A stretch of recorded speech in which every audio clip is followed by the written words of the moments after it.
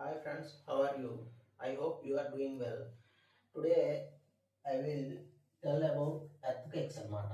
రీసెంట్గా Japan north షోర్లో ఏర్పడ్డాయి. 7.6 Richter scale పై ఎక్కడ ఏర్పడాయంటే హోక్కైడో ద్వీపం అమోరు తీరం దగ్గర జపాన్ నార్త్ షోర్లో 7.6 రిక్టర్ స్కేల్ పై ఏర్పడ్డది అనమాట. ఎందుకు ఈరోజు దీని గురించి చెప్పుకుంటామంటే మన ఎర్త్క్వేక్స్ అనేది సిలబస్లో ఉంది కదా, అందుకని చెప్పుకుంటే మీకు ఉదాహరణగా ఉంటుందని చెప్తున్నాను.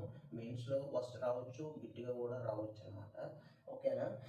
ఇప్పుడు ఎక్కువగా ఈ మెగా ఎర్త్క్వేక్స్ ఏర్పడతాయి అనే అవకాశాలు ఏర్పడి ఉంటాయి అనే హోప్తో చెప్తాను అనమాట. ఈ మెగా ఎర్త్క్వేక్స్ ఎట్లా ఏర్పడతాయి అంటే భూపలకాల కదలికల వల్ల ఇవి సంభవిస్తాయి అన్నమాట. ఇవి ఎక్కువగా ఈ టెక్టానిక్ ప్లేట్లలోని ఒకదానిపై ఒకటి కూరుకుపోవడం వల్ల ఈ మెగా ఎర్త్క్వేక్స్ అనేవి 8.0 రిక్టర్ స్కేల్ పై తీవ్రంగా ఏర్పడతాయి అన్నమాట. ఇవే మెగా ఎర్త్క్వేక్స్ అంటారు. 8.0 రిక్టర్ స్కేల్ పై ఏర్పడతాయి అన్నమాట. అత్యధికంగా జపాన్లో ఏర్పడిన ఎర్త్క్వేక్స్ ఇవన్నీ. 1923లో కాంటో భూకంపం ఏర్పడింది. ఇది రిక్టర్ స్కేల్ పై 9.0 అనమాట. నెక్స్ట్ 1944లో టొనాంక్ అయ్యి, 1946లో నాంక్ అయ్యి, 2003లో టొకోచో ఓకి అనే భూకంపం కూడా ఏర్పడింది. రీసెంట్గా 2011లో తోహోకో, ఇదైతే మన ఏర్పడింది అనమాట రీసెంట్గా.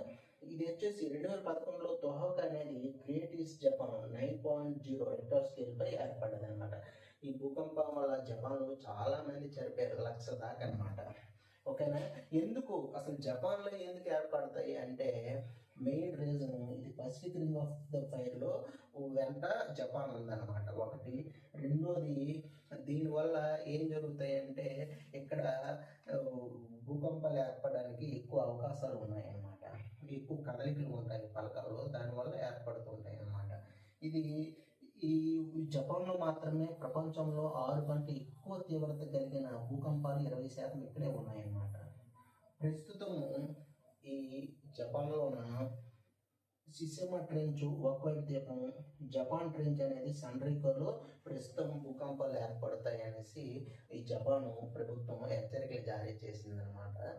ప్రజెంట్ ఈ ప్రపంచంలోనే ఈ టర్కీలోన, సిరియాలోని భూకంపాలు ఏర్పడుతున్నాయి. కానీ అక్కడ ఎక్కువగా ధ్వంసం జరిగినా సరే ఇక్కడ జరగకపోవడానికి కారణం ఏమంటే వీళ్ళు ముందస్తు సంసిద్ధతో ఎప్పుడు జపాన్ రెడీగా ఉంటుందన్నమాట. వీళ్ళు కొత్తగా 2022లో కొత్త వ్యవస్థను తీసుకొచ్చారు ఈ భూకంపాలని ఆపడం కోసము. సేఫ్గా ఉండగలుగుతున్నారు అనమాట. ఇలాంటివి మన దగ్గర కూడా ఇలాంటి హెచ్చరికలు వ్యవస్థను మన దగ్గర కూడా తీసుకొస్తే ఇండియాలో కూడా మనము చాలా సేఫ్గా ఉండడానికి అవకాశం కలుగుతుంది అనమాట. సో ఫ్రెండ్స్, ఈ ఎర్త్క్వేక్స్ అనేది ఈ డీటెయిల్స్ మీరు తెలుసుకోవడం వల్ల ఇది మీకు బిట్గా కానీ మెయిన్స్లో కానీ రావచ్చు. ఓకేనా? మీరు ఒకవేళ సబ్స్క్రైబ్ చేయకపోతే సబ్స్క్రైబ్ చేయండి, షేర్ చేయండి, లైక్ చేయండి.